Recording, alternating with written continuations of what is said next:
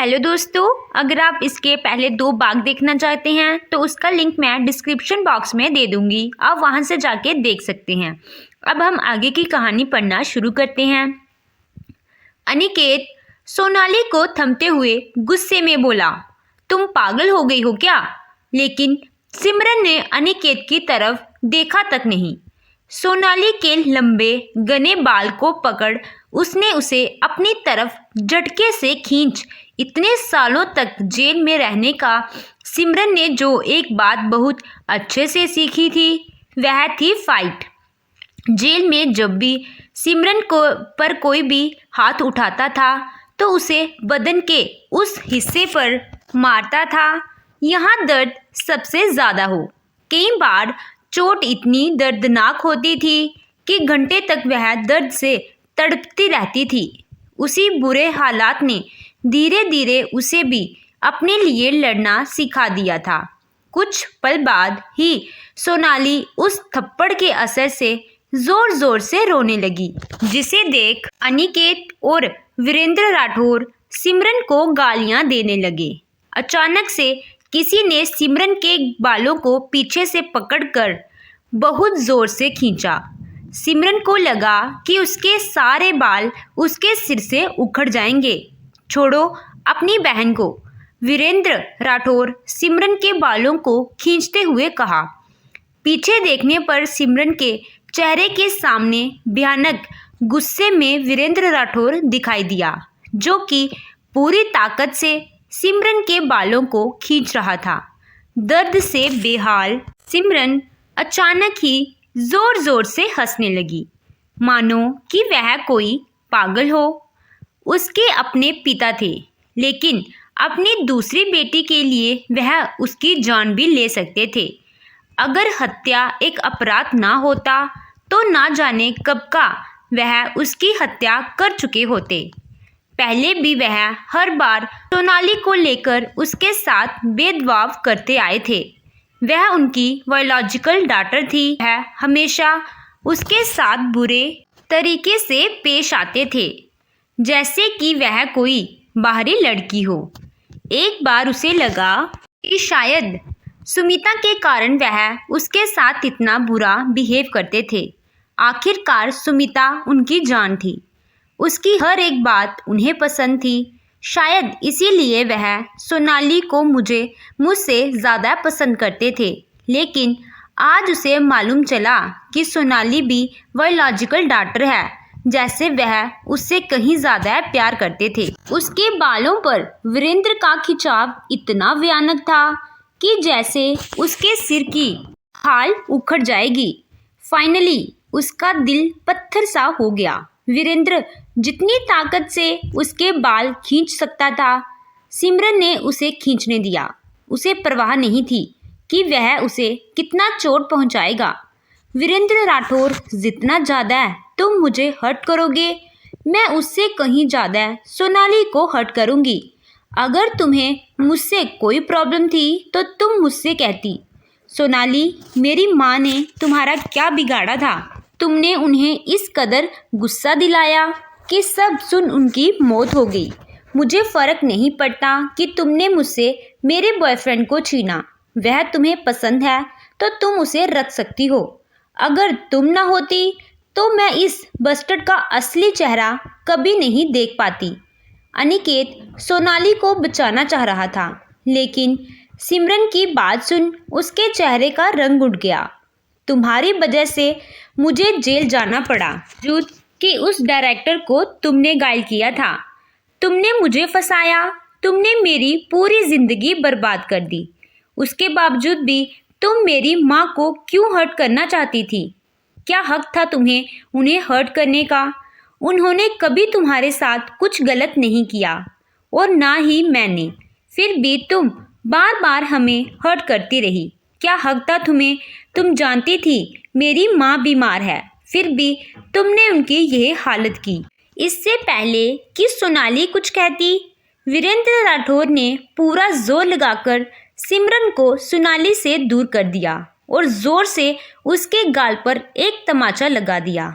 ऐसा लग रहा था जैसे वीरेंद्र राठौर सोनाली के गाल पर मारे गए तमाचे का बदला ले रहा था। सिमरन गुस्से से बोली, वीरेंद्र राठौर, मैं तो पहले से ही जानती थी तुम्हारी नज़रों में मैं और मेरी माँ की कोई कीमत नहीं है। हम तो तुम्हारी मुश्किल वक्त में भी मेरी माँ तुम्हारे साथ हमेशा खड़ी रही। जब मैं छोटी थी तो तुम्हारे कर्जदार हम दोनों को आकर कितना परेशान करते थे। जब हमारे परिवार की हालत सुधरी और तुम अमीर हो गए तो तुमने मेरी माँ को छोड़ दिया। मेरी माँ ने कितने साल तुम्हारे साथ गरीबी में काटे, लेकिन तुमने सुमिता के साथ शादी कर ली। तुम्हारे साथ उस गरीबी और बदहाली की ज़िंदगी में खुद ही मेरी माँ को दिल की बीमारी तक हो गई, लेकिन उन्होंने कभी उफ तक नहीं किया। मुझे लगता था तुमने मेरी माँ को तलाक इसीलिए दिया क्योंकि तुम उनसे प्यार नहीं करते थे, लेकिन मैं जान चुकी हूँ कि तुम्हारा और इस सुमिता का रिश्ता तो काफ़ी पहले से था। कितने सालों से तुम मेरी माँ को इस औरत के साथ मिलकर धोखा दे रहे थे। सुमिता, तुम्हें भी शर्म नहीं आई कि मेरी माँ तुम्हारी सगी बहन थी। अपनी सगी बहन को धोखा देकर तुमने उसी के पति को उससे छीन लिया। जब हम गरीब थे तब तुम कहाँ छुपी हुई थी, और हमारे पास पैसा आते ही तुम हमारी ज़िंदगी में आ गई और उन्होंने हमेशा तुम्हारी मदद की, लेकिन तुमने उन्हीं के पति के साथ मिलकर उन्हें धोखा दे दिया। वैसे देखा जाए तो तुम दोनों ही गिरे हुए और एकदम धोखेबाज हो।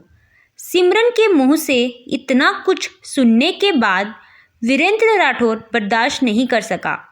तुरंत अपना हाथ उठाते हुए बोला, निकल जाओ इस घर से, यहाँ तुम्हारी कोई ज़रूरत नहीं है। आज जब सिमरन को मरने के बाद एक बार फिर दोबारा जीने का मौका मिला था, उसके कानों में वीरेंद्र राठौर के कड़वे शब्द गूंज रहे थे। फ़ोन में जब बज रही घंटी उसे उन्हीं शब्दों की याद दिला रही थी। सिमरन होश में आई और उसने कॉल उठाया। दूसरी तरफ से वीरेंद्र राठौर के चिल्लाने की आवाज़ आ रही थी, कहाँ हो तुम, फ़ौरन वापस आओ। इतना सुनते ही सिमरन ने फ़ोन कट कर दिया।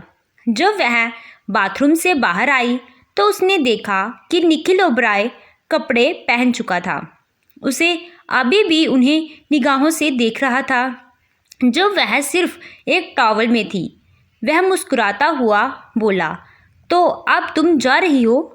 तुम्हें लगता है मैं तुम्हें खुद को यूं यूज़ करके ऐसे ही जाने दूंगा? निखिल ने अपनी आंखें चढ़ाते हुए कहा, अब यही समझना चाहते हैं तो यही सही, लेकिन इस वक्त मेरा घर पहुंचना बहुत ज़रूरी है। वैसे मेरी मदद करने के लिए थैंक्स, सिमरन ने साफ शब्दों में कहा। सिमरन को अपने सामने इस तरह निडर होकर बोलते हुए देख निखिल ओबराय का मन उसे पाने के लिए और बेताब होता जा रहा था। उसकी नज़रें उसके ऐसे देख रही थी जैसे उसे वह जिंदा ही निगल जाना चाहता था। इतना कहकर सिमरन तुरंत बाहर जाने लगी, लेकिन जैसे ही उसने दरवाज़ा खोलने के लिए हाथ आगे बढ़ाया, निखिल ने पीछे से आकर तुरंत जोर से दरवाज़ा बंद कर दिया। फिर उसे सिमरन को धकेला और दरवाजे से आकर खड़ा कर दिया। सिमरन जैसे ही कुछ कहने लगी उसको किस कर दिया। सिमरन हैरान निगाहों से निखिल को बस देखते ही रह गई। निखिल ने धीरे से उसके कान के पास जाकर बोला, मेरा फ़ायदा उठाना इतना आसान नहीं है, तुम्हें इसकी बहुत बड़ी कीमत चुकानी होगी। मैं तुम्हें आज तो बस जाने दे रहा हूँ, लेकिन तुम ऐसे ही नहीं जा सकती। आप चाहते क्या हैं? सिमरन थोड़ा घबराते हुए बोली। सिमरन सोच रही थी अगर इसे मेरी मदद नहीं करनी थी तो पहले सच बता सकता था, लेकिन मेरी मदद करने के लिए मैंने इसके साथ ऐसा कुछ भी नहीं किया जो यह मुझे जाने ही नहीं देना चाहता। सिमरन अभी भी सोच रही थी कि निखिल एक शैतानी मुस्कुराहट के साथ बोला, मैं तुम्हें चाहता हूँ। निखिल की काली गहरी आंखें सिमरन को बस देखे ही जा रही थी। सिमरन तुरंत बोली, मैं कुछ समझी नहीं। आपको तो कोई भी मिल सकती है, तो फिर मेरे जैसी मामूली लड़की से आपको क्या मिलेगा? उससे मुझे खुशी मिलेगी, कहकर निखिल मुस्कुराने लगा। सिमरन तो जैसे उसकी बातों में खो ही गई थी। अगर तुम्हारा जाने का मन नहीं कर रहा तो कोई बात नहीं। निखिल की बात सुनते ही सिमरन वापस होश में आई और तुरंत उसे जोर से धक्का दिया और दरवाज़ा खोलकर बाहर भाग गई। निखिल उसे पीछे से जाता हुआ देखता रह गया। तो दोस्तों, आगे की कहानी जानने के लिए हमारे साथ बने रहिए। कहानी अच्छी लगी हो तो वीडियो को लाइक कीजिएगा, चैनल पे नए हो तो चैनल को सब्सक्राइब कीजिएगा। Thank you.